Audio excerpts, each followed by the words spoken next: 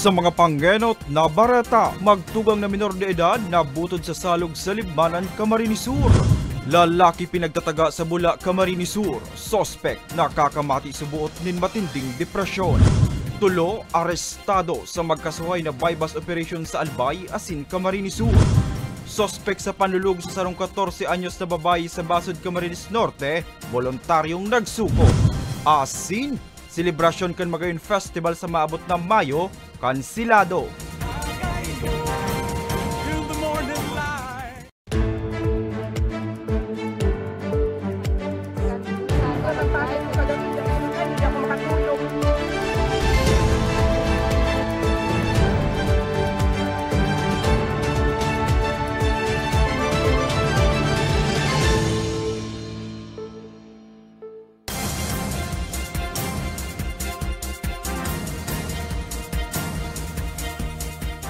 Diyos maray na banggi, uni na mga baretang dapat tindong maaraman ngunya na Webes, Pebrero 20 taong 2025.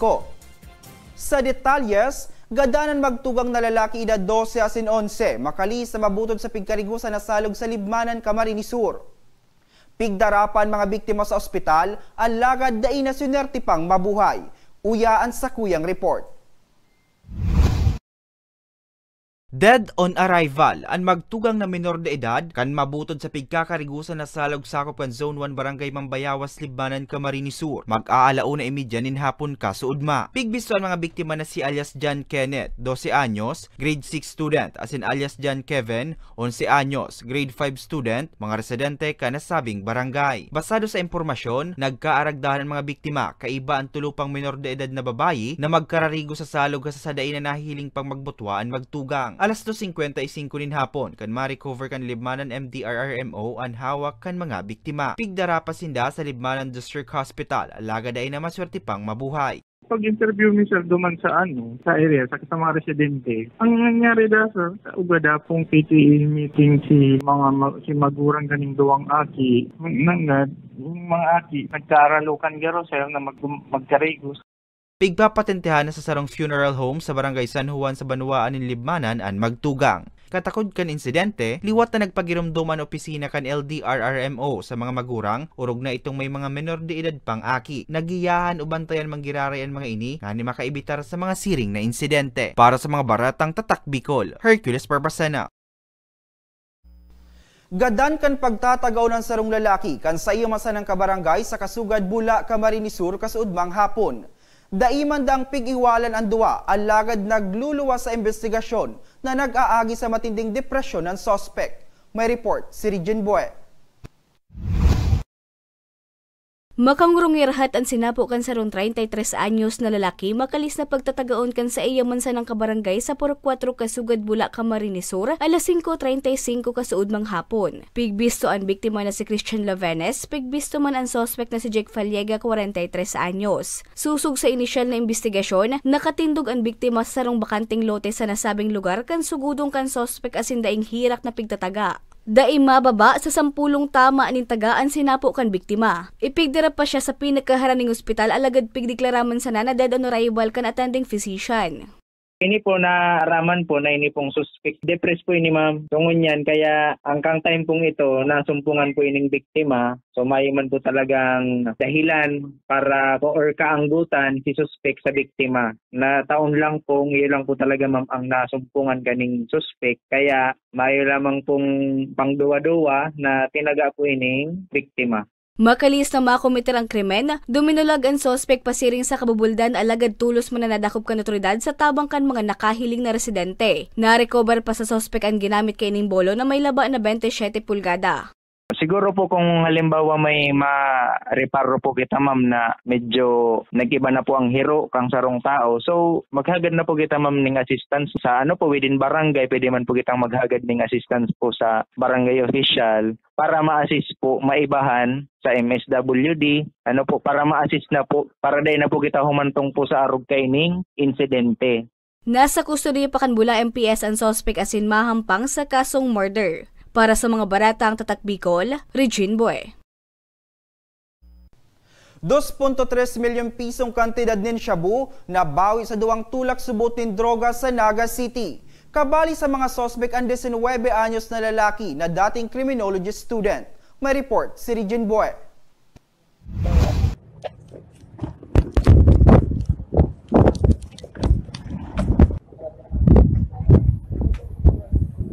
Matarayumpong nadakop kan otoridad ang duwang pigko-konsidera na drug personality sa pigkasar na bypass operation sa Purok 4 Barangay Triangulo, Naga City, alauna kasuod mang hapon. Pigbisto ang mga akusado na sinda alias Mark, 19 anyos, residente kan Lapurisima, Ocampo, Camarines Sur, dating criminology student. Asin si alias Joven, 33 anyos, boy sa sarong tindahan at residente kan Marila, Bulan, Sorsogon. Sigun kay Investigation Agent 5 Adrian Fajardo kan Pedaya, Camarines Sur, labis sarong bulan manindang pigmonitor ang suspect na si Mark. Alagad sa operasyon, tiyempong kaibaman kaini ang sarupang drug personality. Kung sa inako aninda sa duwang suspect ang 2.3 milyong pisong kantidad ng shabu na may gabat na mas o menos 500 gramo.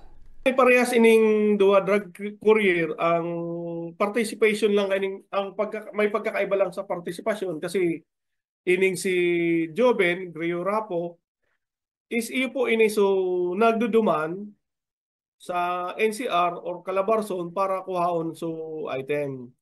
Samantalang ini naman si Mark Joseph Baloso, siya naman po so in charge digdi sa city para po makipag-transact duman sa kliyente at siya po talaga so nakiampang sa mga client kan sa indang illegal drug activity. Naging matarayong po ang operasyon, huli kan pinagsarang puwersa kan Pedaya National Special Enforcement Team Luzon 2, Pedaya Camarines Sur, Pedaya Bicol, PNP Police Drug Enforcement Unit Special Operation Unit 5, Naga City Police Office City Intelligence Unit, asing kan Naga City Police Office Police Station 5. Panawagan ta po sa publiko maging mapagmatsyag at sana po gabos kita concern digdi sa tuyang kampanya laban sa illegal na droga. Kasi bibiktima kaini so lalo na ngunyan so sa tuyang mga kabataan arog kaining sarong arestado ta isa napaka-hubin pa 19 years old but then again engaged na siya sa illegal drug activity so pigtat sabi nindang kahirapan na dahilan kung nata nagsagibok yung mga krimen bako po yan dahilan so dakol po na pig-offer na programa kan sa tuyang gobyerno para po kita tawaan na maray na way of living. Nasa kustodiya pa kan Pedaya Bicol sa Legazpi City ang mga sospek asinampang sa kasong pagbalgara sa Section 5 Article 2 kan Republic Act 91651 pagbalgara sa Comprehensive Dangerous Drugs Act of 2002. Para sa mga baratang tatak Bicol, Regine Boy. Arestado man ang sarong tulak sa Tabaco City. Makalis na makuhaan ng shabu, marijuana, badilasin mga bala sa pigkasar na bypass operation kasud mang hapon. Pigtutok duman ang sospek na leader kan sarong grupo na nagpapalakop nin illegal na droga sa nasabing syudad. May report si Angeline Dagta. Dainan ako ang makadulagpakan 41 anyos na lalaki, makalihis na mga corner sa pigkasar na operasyon kontra droga sa Purok 3 Barangay Cabaangan, Tabaco City, alas 4:34 nin hapon kasuudma. Pigbisto ang sospek na si Edgar Estrella, residente kan Barangay Tayhi, parehong syudad, na paramientras na nakikistar sa Purok 3 Barangay Cabaangan. Nakumpiskar sa posisyon niya ang 19 sa shays nin pigtutubudan na shabu, dabay gabat na 49.10 gramo na pigkakarkulong nagkakantidad din 333,880 pesos. Apuera kaini nakakumpiskar pa sa posisyon niya ang 1.5 gramo nin marijuana, caliber 45 pistol asin mga bala. Isa siya doon sa ating pinagmamanmanan. Almost 1 month na po siyang pinagmamanmanan at sinusubaybayan at nga kagabi nahulog siya sa bitag ng ating mga operatiba. Napag-araman man na leader ang sospek ang sarong grupo na nagpapalakop nin droga sa nasabing syudad. Itong mga kalamay niya o itong mga pinagmumudmuran niya ng mga items, isusunod natin sila. Tapos may dalawa pang personalidad na kapartner niya sa larangan ng illegal na pagbebenta nito. Sooner sana mabitag ulit natin siya. Nasa kustudiya pa kan Tabaco CPS ang sospek na nahampang sa kasong pagbalgar sa RA 9165 o Uncomprehensive Dangerous Drugs Act of 2002 asin sa Omnibus Election Code o COMELEC gun ban.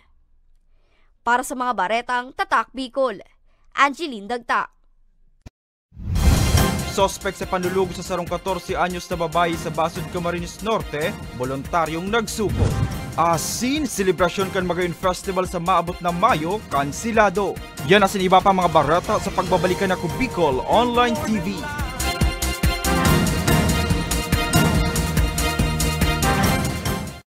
Marahin aldaw sa Indo Gabos. Ang aldaw na ini ay para sa Indo, para sa tuyang mga kababayang Bicolano na nangangaipuhan kan kalinga, asin manlain-lain na medikal na serbisyo.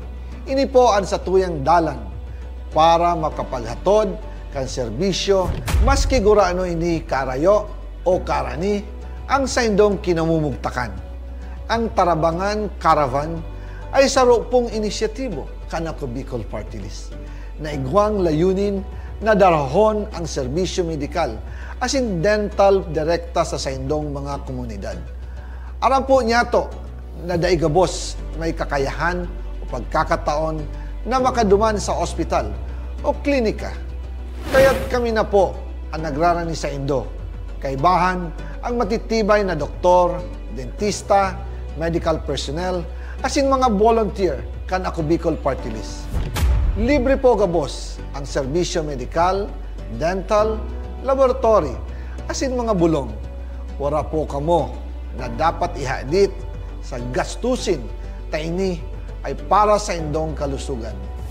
Kaiba taman po ang sa tuyang programa ang libreng gupit, asin masahe para sa satuyang mga kababayan. Maliban digdi, may local recruitment activity man kita ngunyan. Ini po sarong biyaya para sa satuyang mga kababayan na nag-aanap kitrabaho. Sana po ay makatabang ini sa Indo. Tangani, makaanap ki mga bagong oportunidad para sa indong pamilya. Mga kababayan, buya ko pong ipaabot sa Indo na ako Bicol Party List permi yaon para sa Indo. Sadto ngunyan asin sa maabot. Kami po ay padagos paglilingkod sa bawat Bicolano.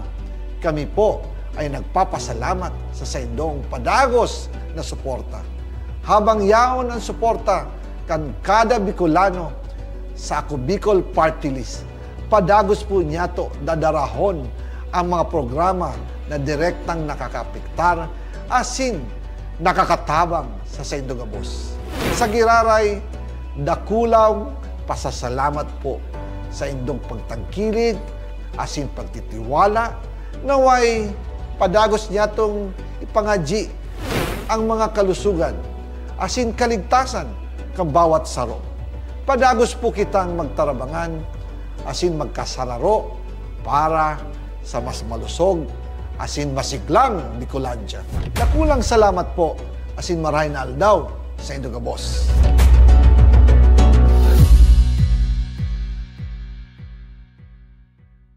Jericho Rosales po, Bicolano.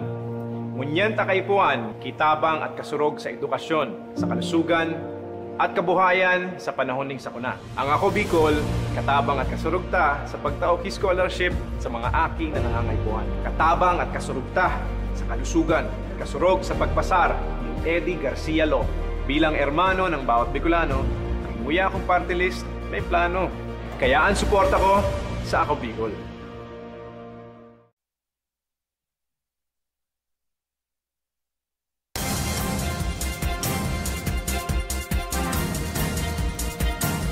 Nagbabalikan ako Bicol Online TV. Voluntaryong nagsumiter kan sa iyang sadiri sa PNP ang sospek sa panlulugo sa sarong 14 anyos na babayi sa Basod, Camarines Norte. Nakumbensya subot ang sospek kan mga barkada kaini na magsuko sa otoridad asin pagbayadan ang nakumiter na krimen. May report si May Encenares. Voluntaryong nagsuko sa kapulisan ang suspect sa panglulugos sa sarong 14 anyos na babayi sa barangay Mokong, Basud, Camarines Norte. Pasado alas 12 kasuudmang maagahon kan pig sumiter kan suspect ang sa iyang sadiri sa Basud Municipal Police Station para atubangon ang sa iyang kaso. Pigbisto ang suspect na si alias Renren, residente man kan nasabing lugar. Basado sa impormasyon hali sa Basud MPS, suminuko ang suspect makalihis na makumbinser kan sa iyang mga barkada. Kung may mga circumstances ini na i-allow din ang korte, beyond na po sa anong iyan. Kasi maski po nagsuko ka, pero magabat po ining kaso, ay duman pa rin po kita sa susun sa Nobel. So siguro pag ongoing, bahala na po ang korte kung ano po ang desisyon nila. Agosto kan nakaaging taon kan makomiter kan suspect ang krimen makalihis na makainuman ang biktima. Setyembre kan parehong taon kan magsaangat nin reklamo ang biktima. Magurang man po, bantayan ta po ang mga aki, pakimonitor po kung sisay po itong mga kaibanan ninda.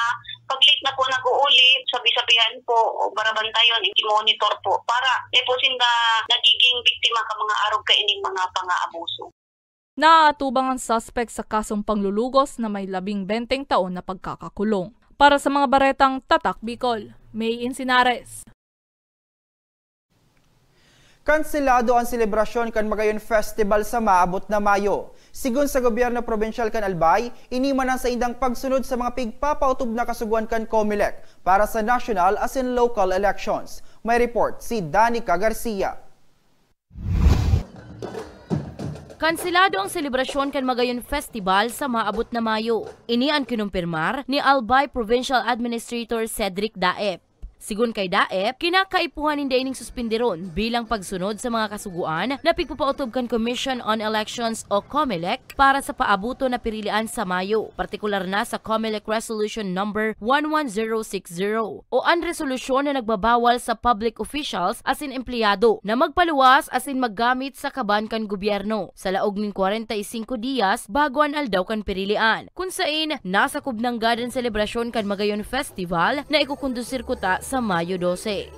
May plano kami kuta na after May 11, May 15 to May 31. Pero igwa manggirari kami nahihiling na day may iwasan during the preparation na malaog na sa election ban. Kaya day manggirari. Kaya ang ginibo may dahil ang pagsasabi may ipagpaliban muna or palampason mo na ang sitwasyon. And therefore, itong pundong ito, portion ka ito, pwede ming kung ano ang ma-desisyonan mo sa next na planning, pwedeng sa mga festival kan mga LGUs, pwede ming isabay ang ibang activities. May proposal naman kami, another option, ibuhon may December. Iguda, day ko aram kung madada ko sa barangay election. Pagduduon niya, dakol sindang mababayular in kasong pirito nindang madagos an Magayon Fest. Kasuudma kan magkaigwaman da asindanin meeting kaiban COMELEC asin Provincial Tourism Office kung sa'y napagdesisyonan kan mayorya na ipostpone ang selebrasyon. After kan adalan megabos sa pros and cons, minaluwas na itong negative implications halangkawon, pero itong mga opportunities ababaon. So dahil hindi sa pag-weigh ang araw kayo analysis me, nagkaigwa kaming conclusion, no? Dengon ay pagpadagos. Total, ang Magayon Festival, yaon sana. Madaling i-explicar ang Magayon Festival na tunata dahil may na pagpadagos, pagpospone, kaysa mas mapagal ang pag-explicar kung ma-explicar kami dahil sa violations. Iyan ang sabi. 20 million pesos ang pondo kuta sa nasabing selebrasyon. Alagad huli sa nasabing kanselasyon, piga adalan ngunyan kan provincial government na i-reprogram ang nasabing pondo para sa rehabilitasyon kan Linion Hill. Ining pondong ini, i-consider mo yan for tourism activities and therefore mas gagamit mo yan sa supplemental budget. Tanganing maugmalugod na long term ang albayano any time of the day and any time of the month. Pakarayon ang Linion Hill.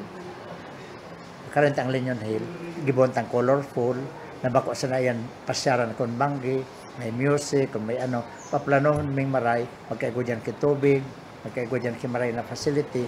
Tanganing, pag na-develop may ang facility sa Linion Hill, ma-invite kaming investor, katabang tag-investor na mag-taoki mga surprise activities and mga business opportunities dyan na halin mismo sa investors. Ang pigururan may, ang government is not competing with the investors. We will develop the facility for the investors to come. So partnership. And then, so iba naman, gigibuhon mi sa tourism promotion, kang albay both domestic and international, and sa others. Para sa mga baretang Tatak Bicol, Danica Garcia. Shoreline, madaranin pag-uuran sa Bicol Region sundo sa weekend, sigon sa Pag-asa. May report si Angeline Dagta. Huli sa daing untok na pag-uuran ngunya na aldaw, doble ang pag-iingat kan supermarket dicer na si John sa iyang paglaog sa trabaho. Amay daakon maghali siya sa indang residensya sa barangay Gogon, Legazpi City. Ngani dai maabutan nin pagbabaha. Pirmi man daa siya nagdadaranin kapote ngani maprotehiranan sa iyang sadiri sa helang nadarakan mga pag-uuran. Ang iniwasan ko po ma'am yung magkasakit tulad ng leptospirosis, ganyan. Tsaka mabasa ng ulan, lagnat. Sigun sa Pag-asa, mamamatayan ang pag-uuran sundo pa sa weekends. Kaya importante ng gad ang pagdaranin mga panangga sa uran, arog kan kapote asin payong. So sa ngayong araw, cloudy tayo na may mga pag-ulan talaga. Actually, naka-raise ang heavy rainfall natin as of 2 p.m. Nag-raise na kami ng orange heavy rainfall warning sa probinsya ng Northern Samar, Sorsogon at Albay. And the rest of the provinces, nakaka-experience sila ng mga moderate rains. Di man na pigbabantayan na bagyo o low pressure area ang Pag-asa ngunya na bulan. Alagad padagos na makakaapekto ang shoreline sa Kabikolan. So sa ngayon, baka hanggang mamayang gabi, we wait kung mag-escalate pa siya or hindi na. Pero precisely maulan tayo ngayong araw hanggang mamayang gabi. And bukas, cloudy pa rin tayo na may mga pag-ulan pero bagaman siguro hindi na kasing lakas ngayon. So, and then by Sunday, baka amihan ang mararanasan natin.